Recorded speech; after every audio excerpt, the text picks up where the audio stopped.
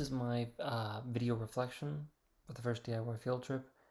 Um, Basically, I went out into a spot, sort of a piece of government land, um, close to the mountains. So it's basically like undeveloped desert. So I basically just went through it a little bit. It's close to, there's like a road, and then the rest, like the desert outward from that.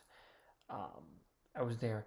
I didn't go too far from the road just because I was worried about getting lost or anything.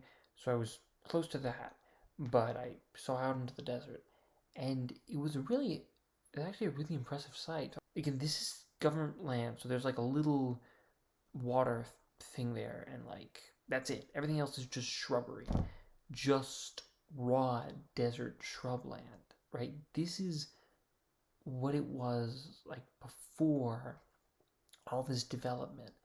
Um, Pure, genuine shrubland. It's incredible to see. You wouldn't tend to think of desert land as so lively per se, but there was a lot of shrubs. It was their little habitat, and maybe they were surviving. And I'm including in this some photos I took.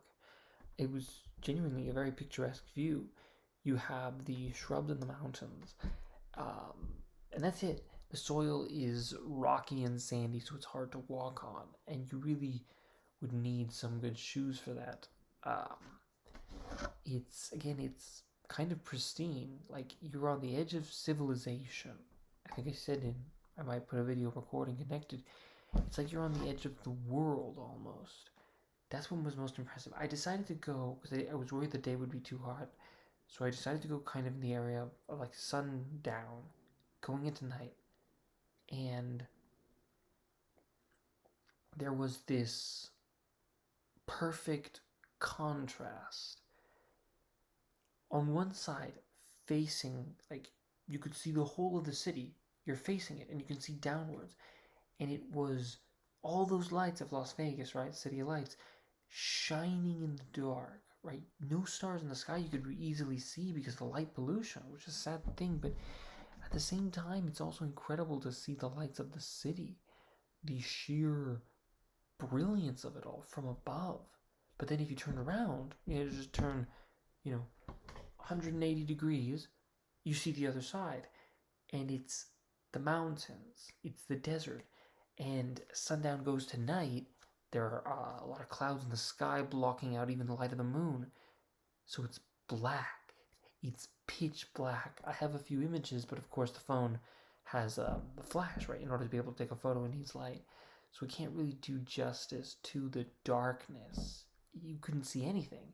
I was relying on the flashlight function of my iPhone to be able to see anything at all. Otherwise, it's just a very, like, the black outline of the mountains, and it's just a pure darkness. On one side, the pure darkness of the wilderness, and on the other, the city lights just gleaming utterly. It was amazing, this contrast. It was a wonderful experience, and I've been describing it because that's sort of, it's like, I don't know, it's a kind of melancholy to it. I wouldn't call it sublime in the sort of art of travel way. It didn't feel dangerous, but it was very impressive, and it was melancholy in a way because on the one hand, the city was beautiful to see that way, but again, you could barely see the stars. It's this weirdness of, we've created all this, but we've sacrificed something else beautiful to get it. To make the city, you had to pave over all those shrubs, and it's kind of it's a price to be paid. It's the slaying of the dragon, the conquering of the chaos of the wilderness. But there's a beauty there, and I mean, I like the city. I live in the city, but there's a toll to it. And I'm not against all development. I mean, people have to live somewhere, but it's a lot we sacrifice to be able to do that. There's a huge price we pay there. And that's sort of what I realized.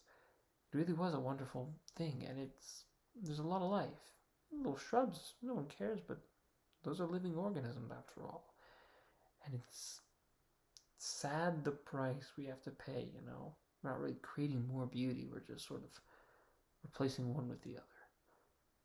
I don't know how to judge that morally. That's the whole of it, I'd say.